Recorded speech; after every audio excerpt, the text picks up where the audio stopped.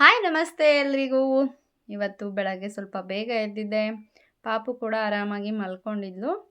ಅಮ್ಮ ಏನೋ ಸ್ವಲ್ಪ ಕೆಲಸ ಇದೆ ಅಂತ ಆಚೆ ಹೋಗಿದ್ರು. ಸೊ ನಾನೇ ಕಾಫಿನ ಮಾಡಿಕೊಂಡು ಕುಡಿತಾ ಇದ್ದೆ.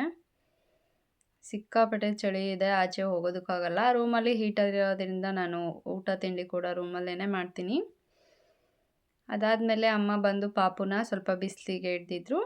ಬೆಳಗ್ಗೆ ಹೊತ್ತು ಎಳೆ ಬಿಸಿಲಿಗೆ ಇಡಬೇಕು. 3 ತಿಂಗಳಾದ್ರೂ ಈ ರೀತಿಯಾಗಿ ಬೆಳಗ್ಗೆ ಟೈಮು ಬಿಸಿಲಿಗೆ ಇಡಬೇಕಾಗುತ್ತೆ ಮಗುನ. ಇದರಿಂದ ಜಾಂಡೀಸ್ ಬರೋ ಚಾನ್ಸಸ್ ಕೂಡ ತುಂಬ ಕಡಿಮೆ ಆಗುತ್ತೆ. ಇದು ನೋಡಿ ಮಸಾಲೆ ರೊಟ್ಟಿ ಎಲ್ಲ ತರಕಾರಿಗಳನ್ನ ಹಾಕಿ ಮಾಡೋವಂಥದ್ದು.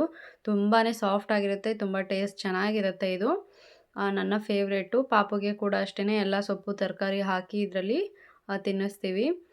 ಇವತ್ತು ಪಾಪು ಅವರ ಅಪ್ಪನ ಜೊತೆಗೆ ಊರಿಗೆ ಹೊರಟಿದ್ದ. ಅವರ ಅಪ್ಪ ಬಂದು ಕರ್ಕೊಂಡು ಹೋಗ್ತಾಯಿದ್ರು. ಯಾಕೆ ಅಂದರೆ ನಾಳೆ ನಮ್ಮೂರಲ್ಲಿ ನಾಗರಹಬ್ಬ ಇದೆ, ಅದಕ್ಕೋಸ್ಕರ ಫುಲ್ಲು ಒಂದು 5-6 ಫ್ಯಾಮಿಲೀಸು, ಅಂದರೆ ಅವ್ರ ಅಣ್ಣ ತಮ್ಮಂದಿರು ಎಲ್ಲ ಕಂಪ್ಲೀಟಾಗಿ ಅವ್ರ ಮಕ್ಕಳು ಮೊಮ್ಮಕ್ಕಳು ಎಲ್ಲರೂ ಕೂಡ ಇವತ್ತು ಬಂದು ನಾಗರಹಬ್ಬನ ಮಾಡಬೇಕು ಅಲ್ಲಿ. ಅದಕ್ಕೆ ನನ್ನ ಮಗನ ಕೂಡ ಕಳಿಸ್ತಾ ಇದ್ದೀನಿ.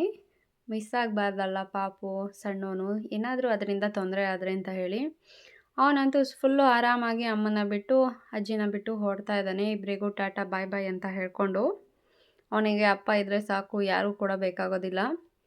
ನಾಳೆ ಮತ್ತೆ ರಿಟರ್ನ್ ಬರ್ತಾನೆ. ನೋಡಿ ಯಾವ ರೀತಿಯಾಗಿ ಆರಾಮಾಗಿ ಕುತ್ಕೊಂಡಿದ್ದಾನೆ. ಬಾಯ್ ಬಾಯ್ ಹೋಗಿ ನೀವು ಅಂತ ಹೇಳ್ತಾ ಇದ್ದ. Thanks for watching.